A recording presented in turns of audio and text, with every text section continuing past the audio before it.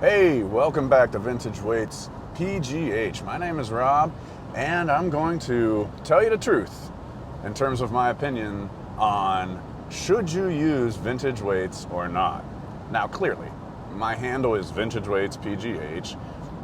Just about all of my videos have to do with vintage weights and strength history, physical culture, so I'm biased in this. But I think if you spend a couple minutes and you listen to this, you will either figure out that, yeah, you do want to obtain some vintage weights. They would be good for you in your home gym, or nah, it's not really for you, and that's okay.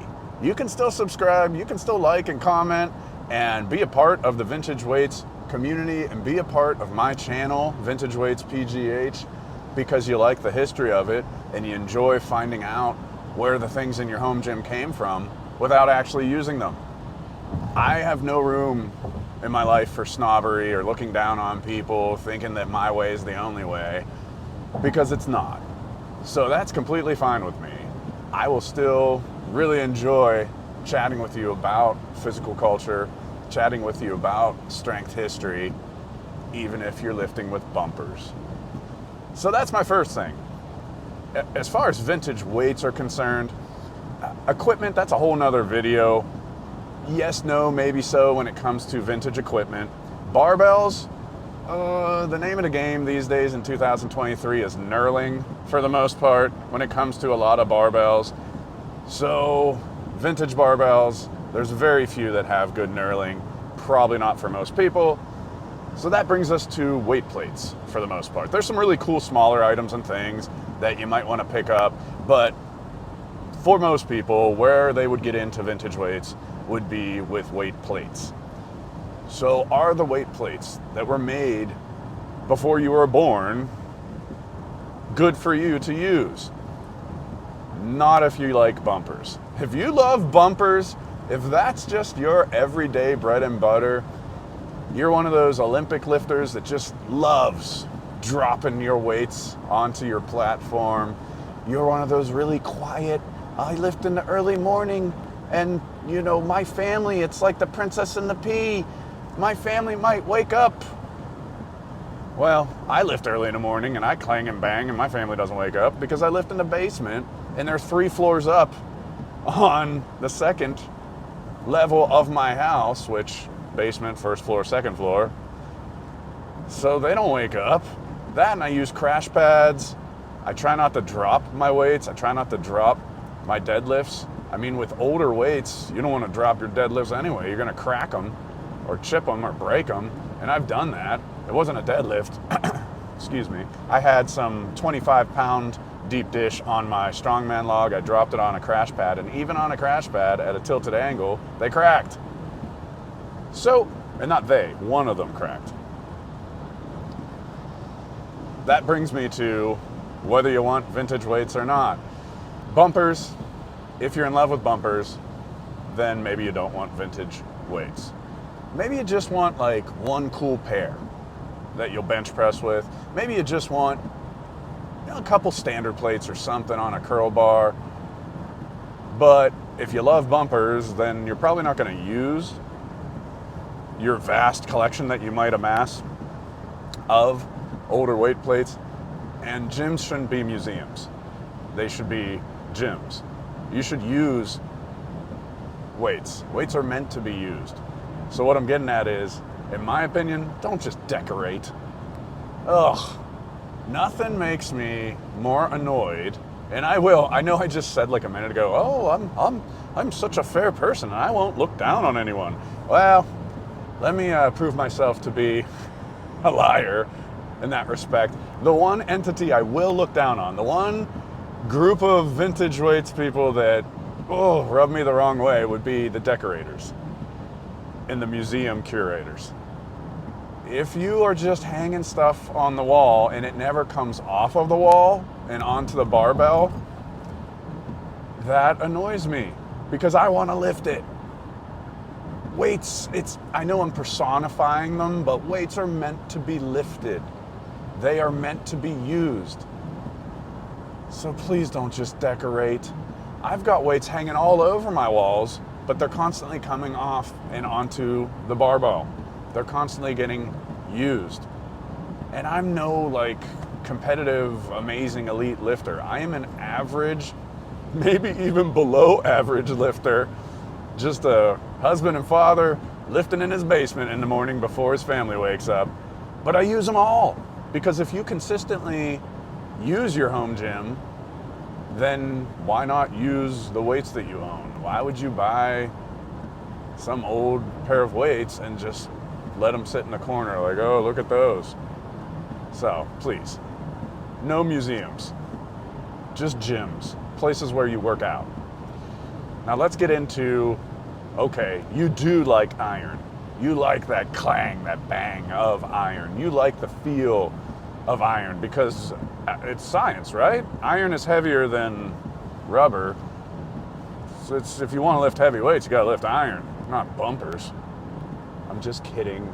I know that they weigh the same most times, but actually they might not. So that's where vintage weights might not be for you. Here's the point with weight tolerance. A lot of people knock and put down old weights because they say, oh, you should weigh that. It doesn't weigh what it says. And they're mostly right. But what they overlook as they load up their generic standard barbell iron plates, or they load up their low quality like cap or fitness gear plates, is that they also don't weigh what they say most times. There's no, to my knowledge, weight tolerance guarantee on a lot of generic plates, and even worse when it comes to older generic plates. There's a reason they were generic plates. Some lower quality and less costly plates of old would even say that. Like if you watch my unbranded deep dish, the skinny script video, I read the ad that ran in Ironman where they actually state that, you know, this is not a machined plate. There may be weight differences. Just putting it out there that like this is low quality. Now they don't do that. You have to really get down into the fine print to see like, okay, did they machine them at all? Are they lathed? Anything like that that might help when it comes to the accuracy? And I can answer that for you. If you bought it at a big box store, probably not. So you need to figure out in your mind, if you're trying to decide whether to go vintage weights or not, how much money are you going to spend, or how much of your time and effort tracking down old weights are you going to spend if it really matters to you that they are accurate? Meaning, if it doesn't matter to you that they are accurate and you're just going to go get some micro gains plates like I have and even it out, that's what I do right now. I take a metallic Sharpie, I weigh my plates on my Accutech scale. Link in description. If you don't have a scale, you can use it for lots of different purposes in your home gym other than just weighing your weights. Pick up a scale, use my link, it helps the channel. Watch out, vehicle on shoulder ahead. Thanks, Waze. I mark them on the back with the weight, like 44.5 or 43.6.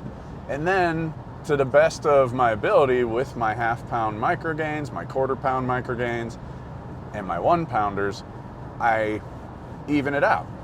If that would annoy you, and you don't want to live in pretend land, like a lot of lifters, and just pretend that they're 45, then your only options are to pay more money for a machined weight plate, like Strength Co. makes really good quality weight plates that are given a high tolerance, or I guess a low tolerance, I should say. I'll double check after I get home from this weight pickup, but they're within 2%, I'm pretty sure. And Grant and the Strength Co., man, they do a nice job from everything I've heard. I haven't gotten my hands on any Strength Co. yet. Well, I did briefly at Home Gym Con. I kind of looked at some, but they're a sharp looking plate, a good looking plate, and they are very accurate. Weighted out, if you want something really thin, weighted out, solid steel, and now they have thin cast iron. They have great tolerances as well. but the cost that comes with those is way higher than if you just go to like Dick's Sporting Goods and pick up a 300-pound set of weights. So you got to make that choice in your mind. Are you going to spend more money for machined, or I didn't even mention calibrated because they're sky high. So there are calibrated discs, calibrated weights. If you look at Rogue, for example, that have the little inset that keeps them perfect. Well, if you really want to spend a lot of money, get calibrated. Now, can you find them on the used market? Can you find some Strength Co? Can you find some weighted out, some calibrated? Yeah, you can. But if you're looking on the used market for accurate, what vintage weights would be that accurate? Well, the super, super rare ones, for the most part, if you're talking deep dish. So that's where I have my best advice is for you. If you're wanting really, really accurate plates and you don't want to pay the money for those newer accurate plates, then deep dish isn't the way for you.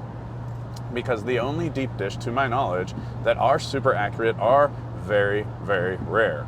So my York deep dish, for example, they are almost spot on the money, 45 pounds. And when I asked people recently, hey, how off are your York deep dish? They weren't off hardly at all. I think the absolute worst that I heard for the same generation I had was right around 44 pounds, which is still within 2%.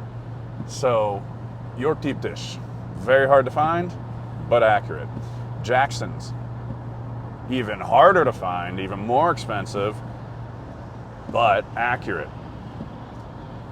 So my point being, milled Yorks.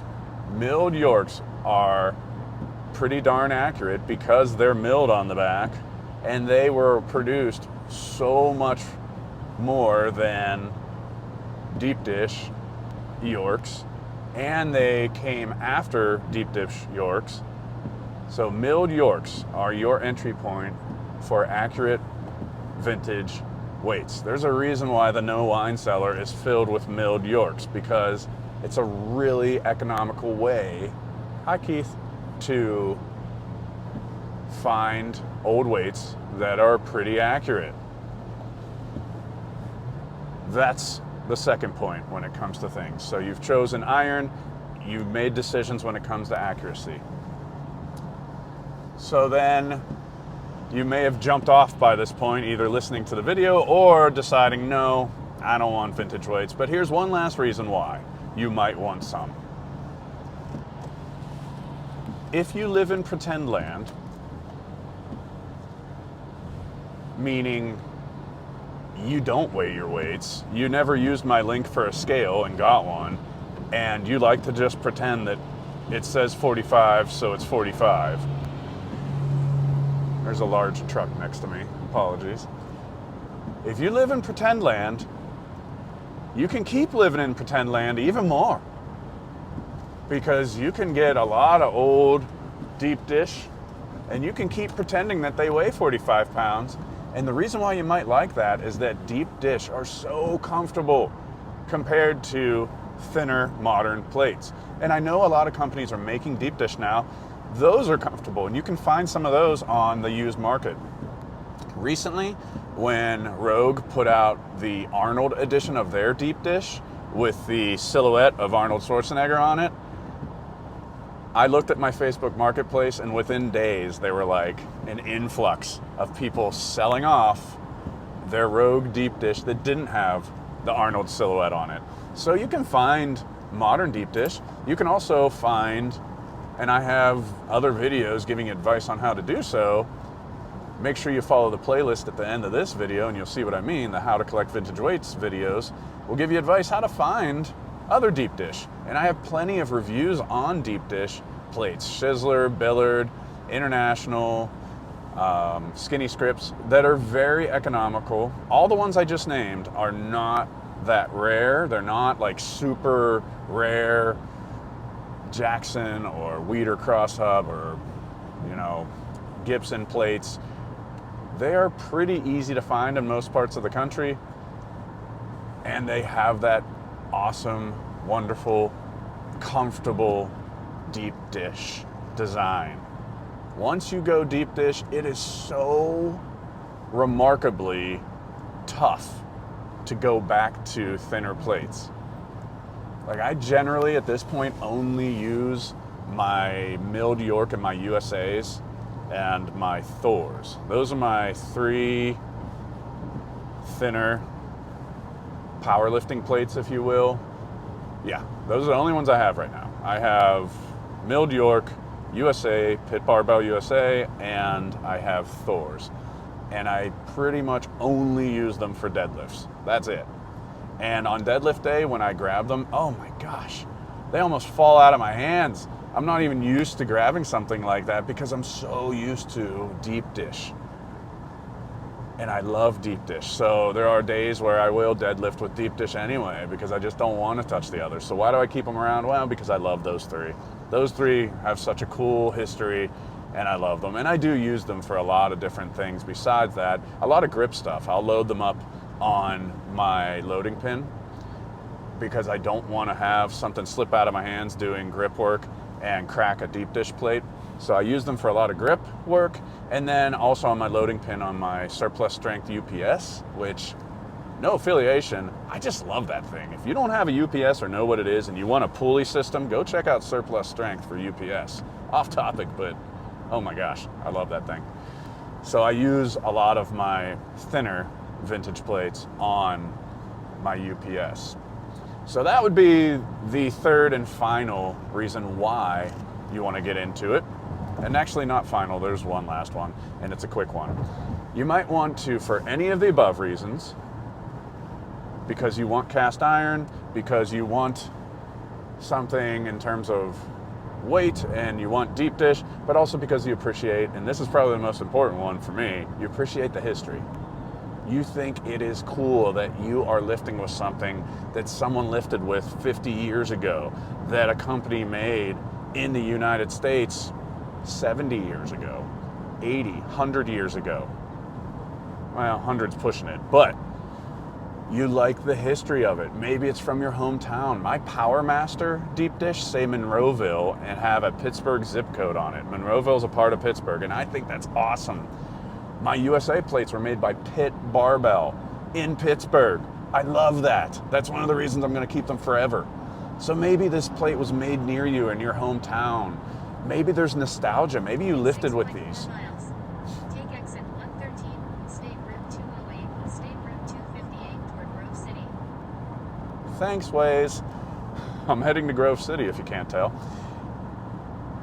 So maybe, as I was saying before Waze interrupted me, maybe you just have nostalgia. You lifted with this particular type of plates. You had milled Yorks in your high school gym. You had, a certain deep dish. Your parents had it in their home gym and would lift with them, and now you want to get them back. You want to set up a home gym of your own that has the same. So maybe there's nostalgia. And even not, most of my weights are older than me. I just like the history of it. I like that weights tell a story, and I like finding out that story. Because when it comes down to it, old weights, new gains. Check out the comment section. Drop a comment with your thoughts on all of these topics. I appreciate you watching and listening. This was a good one just to listen to. Please, have a great weekend. Get out there on the road and find some old weights like I am right now. I appreciate you.